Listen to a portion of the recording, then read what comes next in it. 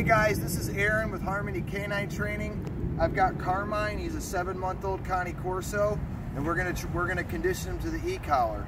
He's never had an he's had the e-collar on, but he's never actually had it used on him. I've got the Dogtra Edge here. This is their top of the line collar, and it's we're gonna do this. So I've got the leash in my left hand here. The leash is loose. Okay, so I'm not putting any tension on the neck. I'm letting this collar do all the work. Okay, so I say, Carmine, come on, heel. One tap. All right, he walks ahead. Tap, tap, tap. He walks ahead. Tap, tap, tap. Boy. Tap, tap, tap. All right, so I'm gonna go up a little bit.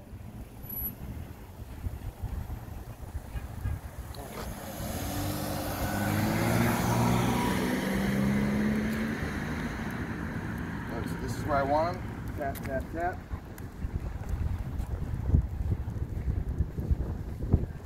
Tap, tap, tap. So every time he goes ahead, I'm tapping him, okay? Tap, tap, tap. Tap, tap, tap.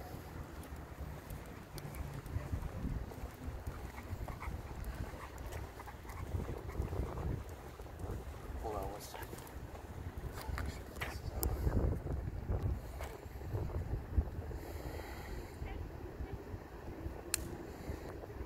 So every now and then, you have to make sure that it's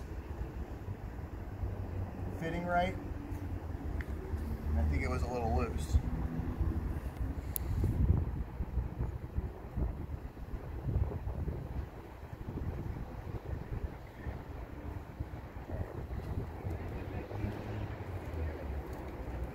Back in the game. Heel. He walks ahead. Tap, tap, tap. Good. Tap, tap, tap. Tap, tap. Tap, tap. And I'll do this for a while because tap, tap. This is where I want him, right here. Right here. Good boy. Up, tap, tap, tap. And I try to keep this in my pocket. I just wanted you guys to see the remote though. So this is where I want him, right here. See? This is what I'm looking for. Good boy. Sit. Good boy. Heel. Back to the game. He walks ahead, tap, tap, and I want it real tight. Because the longer the threshold, the more he's going to be likely to forge ahead. So I want to stop him now. Tap, tap, tap. All right, the sooner I can cut him off, the quicker he's going to learn not to forge ahead. All right, so this is right where I want him. You see, guys, no tension on the neck. This is all collar. This is, I mean, he's only 7 months old. He's already 75 pounds. It does not matter how big the dog is, how strong the dog is, or how weak or small the person is. Nope. Tap, tap, tap. Tap, tap, tap. Tap, tap, tap. Good. So you see how quickly he's starting to get the concept. He walks ahead, tap, tap, tap, tap, tap. Good.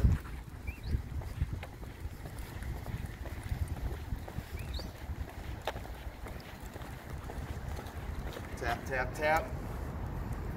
Good boy. Good boy. You know, when I reassure him.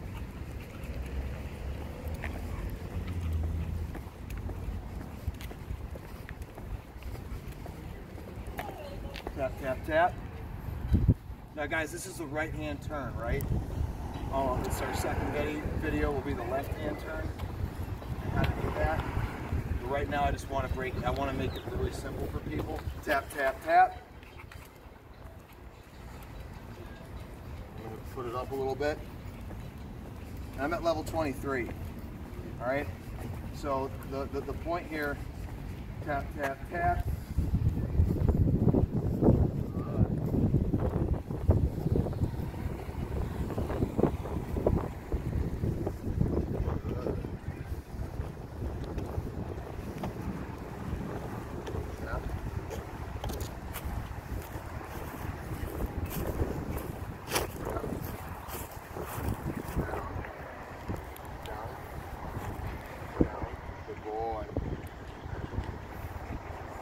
Alright, so I'm going to recap what I'm doing. This is by no means a finished product, but it's a good start.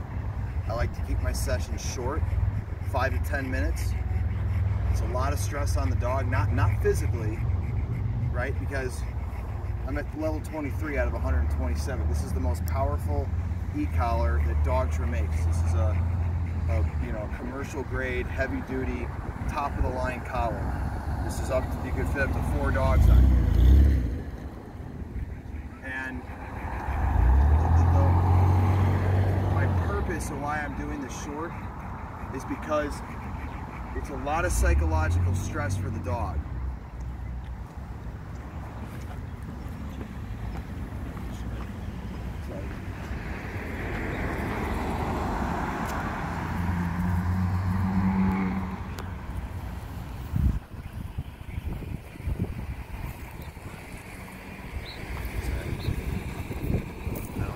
I got a thing about pickup trucks. Well, anyways, I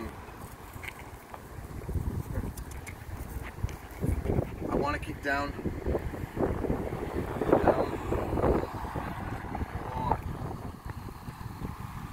So I want to keep these short, not because it's a lot of physical stress for the dog, this is psychological. This dog, up until now, his entire life, when he's on a walk, he pulls, he goes everywhere he wants to go. He's got no, I said down. No, down.